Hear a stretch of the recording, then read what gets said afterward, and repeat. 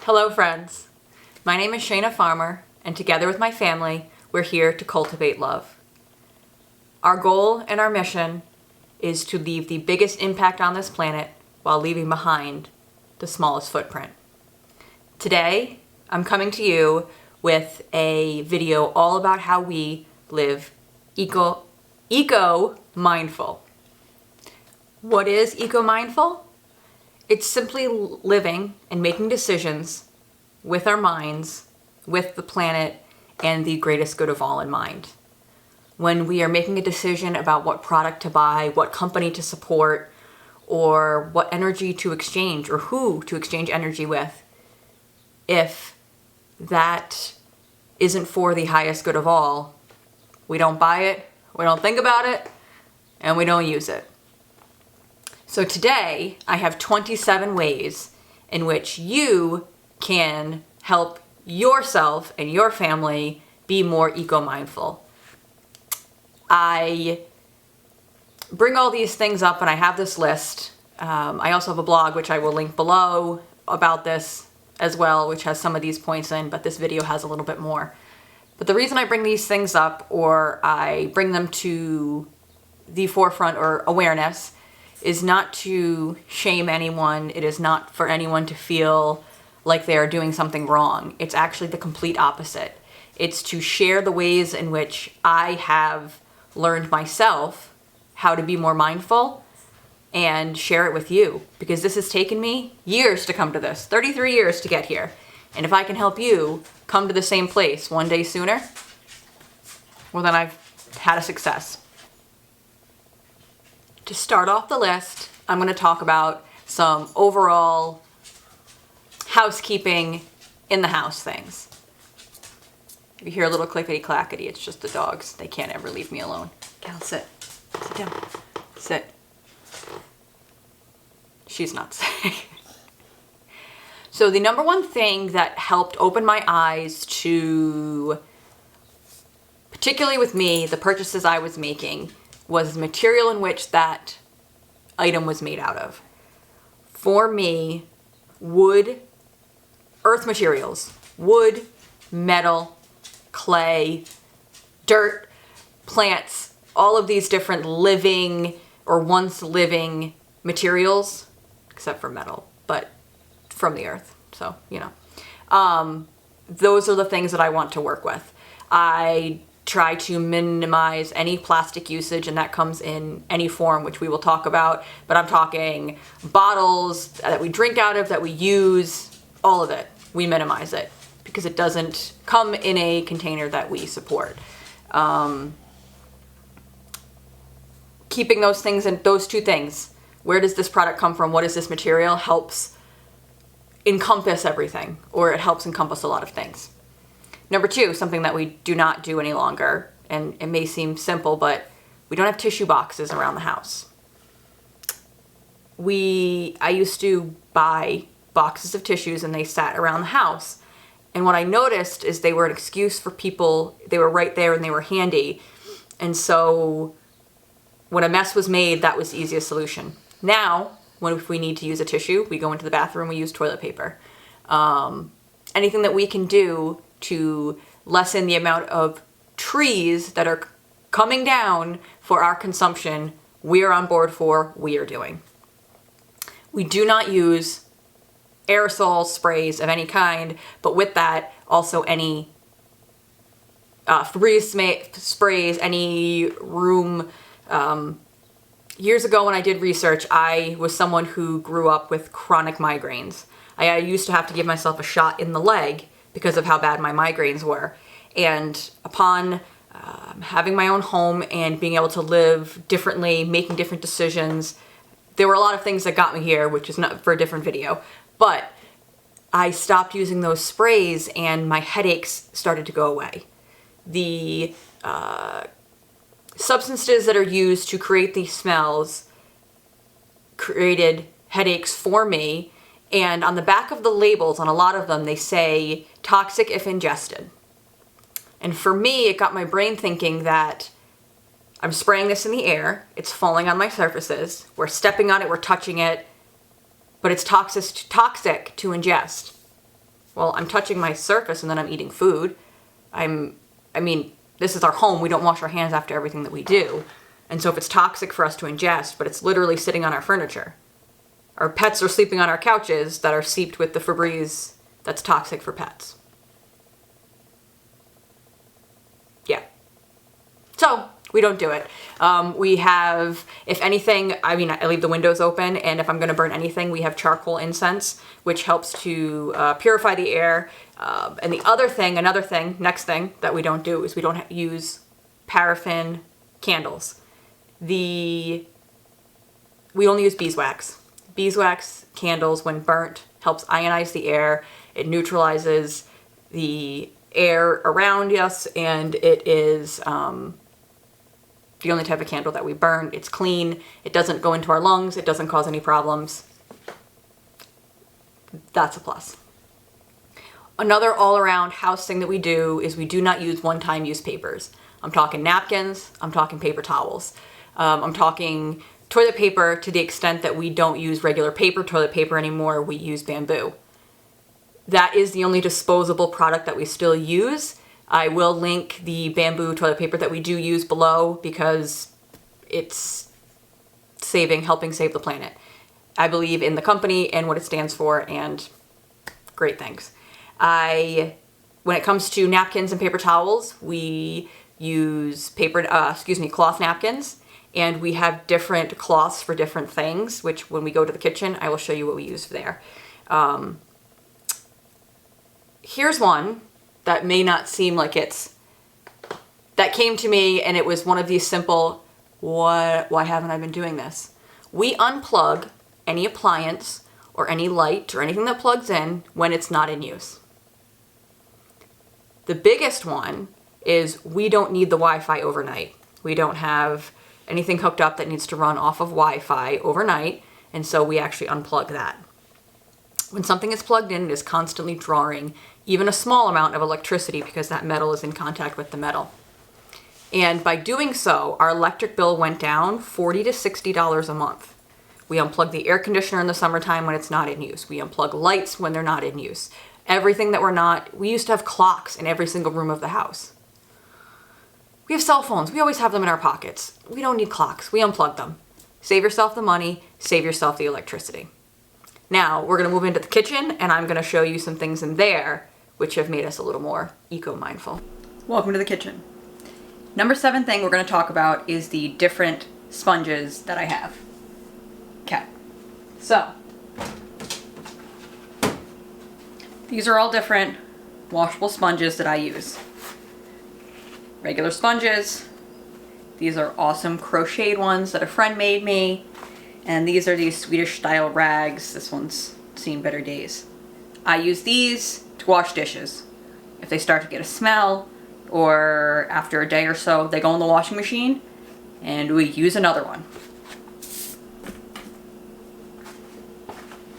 Adding to that is microfiber cloths. We clean glass with these. This is one of our nasty rags. This would be a paper towel mess. This is anything on the floor, really anything gross. Liquid, this is what we use that for. These little pink ones are ones that I usually with paper towels when I get herbs, lettuces, greens, I put them inside bags or containers, and I would put paper towels with them. These pink little dish rags have never been used for anything, but they go inside to absorb the moisture from the greens. And then I just have regular dish towels, which we use to dry our hands. But all of those things are one great way that we used to take one-time use paper and here turn into something that we can rewash, reuse, and not have to buy something. Instead of plastic wrap, we use beeswax wraps. This is one that I've made myself, and this goes over the top of anything or things get wrapped up in it. We wrap onions, you eat half-eaten half-eaten apple, anything you can think of. Let the plane noise pass by. The next thing that I encourage is instead of plastic bags, like Ziplocs, you use reusable containers or my favorite, silicone. These are snack size, ones with little designs, or even just reusable plastic bags. We use these to store leftover breads, snacks when we go places. Anything we used to use Ziploc bags for, we use these for now, and it is amazing. Number 10, do not use nonstick. I don't know if you know this, but there is a substance they use in the nonstick that over time, I apologize that I don't know what it is, but over time it starts leaching into your food and wears off. They're now finding that in humans' bloodstream. It is a man-made chemical substance. It should not be in our blood. When I found this out years ago, I got rid of everything nonstick that I had and switched to cast iron. Cast iron. Seriously, I use cast iron for everything. This gets rinsed with just water, and I mean, you can see how it's beautiful. It's beautiful. If you have not switched to cast iron, please make the investment. Your food will forever thank you. Now, cleaner. Here's a thought for you. If you have to lock what's underneath your kitchen sink, should you be putting that in the air of your home, on your surfaces, anywhere near your children and pets? The answer for me was no. Hard no. If I have to lock it up from Robbie, because here's a fun one for you. When Robbie was 3, when we first moved here, 4, I had a jar of Pine Sol behind the toilet.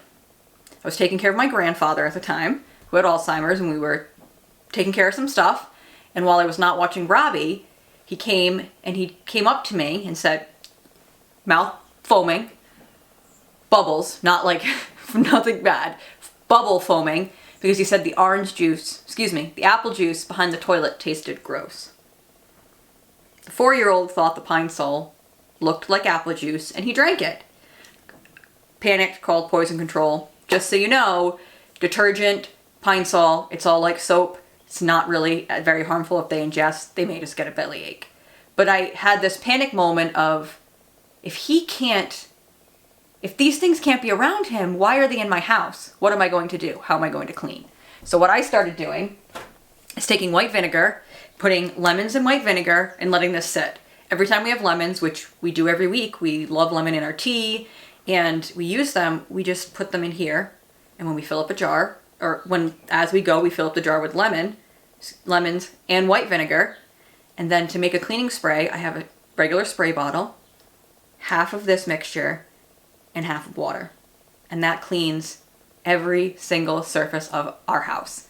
The only moderation to that is I have a special glass cleaner spray that is equal parts regular white vinegar, not this kind. This kind has the pulp, and it's great for cleaning, it's great for smelling. It's not so good for glass. So regular white vinegar, equal parts that, mixed with equal parts rubbing alcohol, you can get at the dollar store, and a little bit of witch hazel, a couple tablespoons. You mix that all together, you spray your mirrors and your windows with it. It's beautiful. It works better than any other former product that I used to use. Number 13.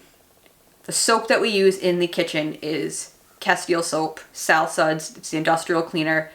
It is by Bronner's, which is also the hand soap that we use. We get regular Dr. Bronner's, different smells, regular smells, no smells. Doesn't really matter. I hunt for it on clearance. And we put a tablespoon of that mixed with water in a foaming hand soap pump bottle. Dr. Bronner's is a company that supports their employees. It's an employee-owned company, and all of their soap can go back into the soil. There's nothing harmful in it that will harm our planet, and I'm all for it. Last but not least, I think this is 13 in the kitchen. Maybe I just said 13. I don't really remember. Sorry. But I do know there's 27 because I am going off of a list. I know you keep seeing me look down, but I want to make sure I get everything. The other thing that I want to encourage in the kitchen is Silpat mats instead of parchment paper. We do a lot of baking. I just want to cover up the bagels again. We do a lot of baking, and we used to use a lot of parchment paper. the Silpat mats. Rob found online. Someone was selling them for $5 a piece. We got 3 of them, and it has changed how we bake. We make these small adjustments when we can, when we find the items. We have not gone out and spent all of this money on new things. We wait until the opportunity arises, and we slowly adjust the things that we need. Next, we're gonna go to the bathroom, and I'm gonna go over how we've helped be eco-mindful in there. I'm here in the bathroom, and I have 9 things that we've done in here to be mindful and lessen our footprint. One of the first things that I started doing was, years ago, I had a friend who had a reaction to laundry soap. One day, his partner used something different, and he broke out in this rash, and it got my brain going, why would you break out in a rash from laundry soap? All these chemicals that are in it. Okay. I make my own. This is also available on our website. I do link that below. But what I do is I make one big batch every single year. And by doing so, I am minimizing the amount of times that I'm going out. I'm minimizing the amount of packaging that I'm using. Instead of using those bottles, I'm using just this one container that I reuse. Another thing that I do, which is in the bathroom, is we do laundry in our bathroom. I do not use bleach any longer. I live in a home that has a septic system, and if you have a septic system, you do not want to use bleach or any harmful cleaners because it will actually start to wear away the good bacteria within your septic system. We've been advised. Rob was in plumbing and heating for years, as well as multiple plumbers have said to us, if you have a septic system, do not use bleach. It will ruin all of that good bacteria and it will get backed up. That's actually a lot of septic problems come from that, apparently. Our solution, lemon essential oil. I put this in any all white load and it will help keep things bright. That's it. That's it. Another thing that we do is we do not use those puffs, those plastic puffs we used to buy at the dollar store. Every holiday I would get Ellie or Robbie one of the puffs because, you know, there was an Easter bunny on it or something. We just use towels. Instead of cotton balls or makeup removing wipes, we use old t-shirts that are soft for our face and then rougher old material like sweaters, things like that, for cotton balls for our fingers. It has been absolutely amazing. 18. I think I'm staying on track here. This is for the ladies out there. We only use, now, we do not use disposable period products. Me and Ellie both have period underwear, which we are going to do a video about. We're going to talk about our experiences. I also have a Diva cup for heavier flows. Ellie just uses the underwear. She's been fine with it. I have in the past, I've used tampons, I've used pads. I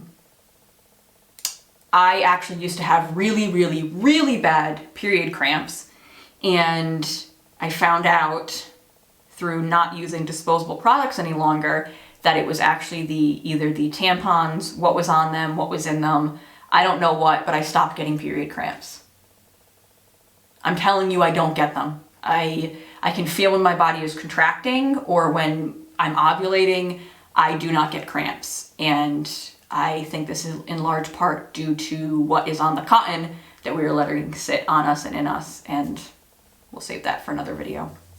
19, we use bamboo toilet paper. I know I talked about the paper towels, but toilet paper, I'll link that below. Have your toilet paper made out of bamboo. You cannot tell the difference. You cannot tell the difference. We used Scott before, and I can't tell the difference. Number 20, we use wool dryer balls. Dryer sheets, we used to keep them to stop things from sticking. Wool dryer balls. It stops everything from sticking together, keeps everything fresh. I personally have ethically sourced wool dryer balls, but any step towards that is something that I encourage you to do. You can find them, I think you can find them anywhere now. I've seen them at Job Lot. We do not use plastic in the bathroom. Well, How do we wash our hair, condition our hair, wash our body? Body wash is what I used to use, shampoo, conditioner. We only buy bars now. The two shampoos that I can recommend is this JR Liggets. They have multiple different kinds. This is the jojoba and peppermint, but I've used every one. Every one is amazing. And then Shea Moisture also makes a bar. This one I have used less because there is more plastic packaging. This whole packaging is compostable. This has plastic, and so that part is not. But it is still better than the plastic. So we're here. For conditioner, we actually, where did we get this? Green Line Apothecary. They have one in Wakefield and in Providence. And they have homemade bars, which you can get everything there. I love it. It smells so much like shea butter. It is absolutely amazing. I got 5 bars last March. It is now April of 2021, and I still have 3 left. So they last very long, and your hair smells amazing. And for our bodies, the soap actually, my favorite thing, one of my favorite places to buy soap is the farmer's market. I love local artisans who take their time and make small batch soaps. We also get locally Rachel's Goat Milk Soap. They're out locally in Rhode Island. They sell them at I think even Dave's has them now. So that we have used before. Right now we're using soap that Robbie made with a friend of ours, and what do we have left? We have a peppermint activated charcoal, and this was Robbie's blend, which is thieves and cedarwood. So right now we're using homemade soap from friends, but besides that we would go to the farmer's market. And the last thing that we do in the bathroom is something we also do in the kitchen, but we use Castile Soap in hand pumps. We have foaming hand pumps in all the bathrooms. We mix them up with water and a tablespoon of Castile Soap, and that is our soap in the bathroom. We don't need bars, we don't need refills. The Castile Soap, which we use for our bodies, if we don't want to use these bars, we'll also use Castile Soap. Or downstairs in the kitchen is the same soap that we use on our hands. It's one-stop shopping, one product. For our last few things, we're gonna head outside, and I'm gonna talk about some of the bigger things that we've done outside and kind of more all-encompassing. We've done 22 things to help you be more eco-mindful. Things that we, the farmers, are doing in our lives to think about this planet in the decisions that we make. We're here outside, which you will probably see, with kitties. Whenever I'm outside, the cats are with me. But we have 5 more things to go over while I'm out here. The number one thing, which is something we started last year, is when it comes to maintaining our yard, our homestead, and things that we do out here, if it requires gas, we don't use it. Or we only use it when that item is really it's something that we can't do. We don't use weed trimmers, weed whackers any longer. We don't use leaf blowers. We do use a lawnmower. That's probably the only thing that we are still using, but I actually do have a hand one, which I wanted to try using because we have minimal grass that we actually mow now. But I live in a beautiful area, and last summer with the kids, with Ellie and Robbie home, with us homeschooling, we were outside a lot more, and all we heard around us so frequently was leaf blowers. It was almost to a point where it was coming to show us that think about things differently. We rake the leaves now. It really isn't that bad.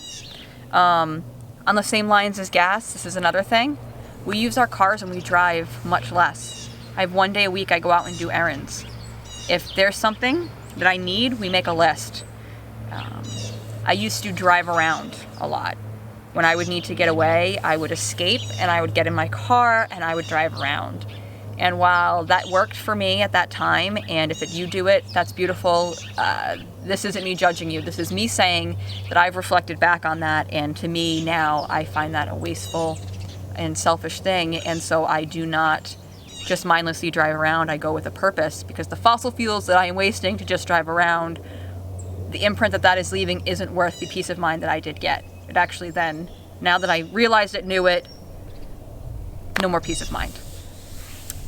With regards to the running around or the escaping or the driving around, I used to mindlessly shop. First job out in high school was TJ Maxx, and so I learned about a bargain. And I used to be able to tell you about every clearance deal that I found, and it was just, now instead, I like to brag about all of the things that I can find for free. I'm part of a local Buy Nothing group. I give away things to the group. If you notice me keep scratching my nose when I go over things and it's like a nudge from spirit or something that I should be talking about, my nose gets really itchy and I still haven't learned to ignore it, but it's still, there's nothing there, but yet I still itch it. But sorry to get distracted. But I don't mindlessly shop. I like to talk about the deals that I get. The leaf blower. The deals I get from yard saling, your local Buy Nothing group. If you have not heard about Buy Nothing yet, it is a movement all around the country. It is very specific to the area in which you live. For instance, I live in Exeter. I'm right on the North Kingston line, and so I am a part of the Buy Nothing North Kingston group. But I had to prove that I lived right on the line in order to be in that group, because I'm not technically from the town of Exeter. From the town of North Kingston. I live in Exeter. It is a community of people, and you cannot buy anything, hence buy nothing. Everything is free. People just donating food, items, just things for free. It is absolutely beautiful. The 26th thing that we do is we try to make anything that we can. I was the queen of Christmas tree shop, job lot, seasonal items. The wind chimes and the bird baths and all of these things. I was the first one to buy them, and I started noticing people throwing things away, like utensils, like old pots, like things that I could turn into something else. And I started making things and making art for the yard myself. It has become a passion of mine that I didn't even know was a thing that could be there. And so I encourage you to make as many things as you can, because realizing these things and knowing you have the power to do it is just, it's liberating. It's liberating. And this last one that I'm going to say is going to ruffle some feathers, and that's okay. I don't mind. I've been doing it my whole life. Stop putting your money into companies that do not support your highest good. I'm talking about Walmart, and I'm talking about Target. Just to name two, but these are the two big box stores that come to mind when I say companies that do not have your highest good in mind. I like to participate in what I refer to, or I've heard it out there, so I don't know if it's an official term, but what is called a circular economy. That means that everything that I put my money into is something that I support. It's a person that has a like mindset and or is here to make the planet a better place, or a company that is also doing it, that is mindful of the packaging they're using. The last shipment I got from Target, I ordered 4 things, and they were small items, and they all came in 4 separate boxes with all plastic things in it. It's tough for me. It's my need for that good is not greater than the footprint that good is leaving behind on this planet. To drive places to get to that store, for Amazon to deliver it. I mean, I didn't even mention Amazon, and I'm not going to go there. I'm going to tell you, put your money, which is your energy exchange, into companies that are here to make this planet a better place, that are here to support their employees, that pay them a living wage. As you participate in this circular economy and you're giving your energy and your money to other institutions, other people, other businesses that follow the same mindset that you do, they then continue to do the same thing. The Targets and the Walmarts of the world are a triangular system. No matter who is the masses at the bottom, the greatest number, give to the top. You are never going to benefit from that system. You buying all of those signs at Target are not supporting anyone. It's not. It's not helping the former teacher at your son's preschool who started an Etsy shop making authentic, cute, handmade signs like I had the opportunity to do, or we have the opportunity to do in our community. It's thinking about, maybe I don't need that thing, maybe I don't need that instant gratification boost, or I'm even asking why you're buying that. Why are you mindlessly shopping? Why are you going to that dollar spot and just picking up things you don't need? With me, I was avoiding what was inside that I was trying to not think about. Because when I got those things that made me feel good, I didn't have to think about what didn't make me feel good. But once I thought about those things and got to a better place, I no longer go to those places. And there you have it. 27 things that we do here to be more eco-mindful. I hope that these things inspire you in any way to think about this planet a little bit more and to teach those around you. These were all things that 2015 Shaina had no idea about. These were things not on our mindset. These were not on our trajectory. These weren't things we thought about. But here in 2021, after a very long year of reflection, if it doesn't support my highest good and your highest good, we the farmers, we're just not supporting it. And I encourage you, friends, to do the same. I hope this video helped. If you have any questions, leave them down below. We will see you soon for another video. And as always, we love you.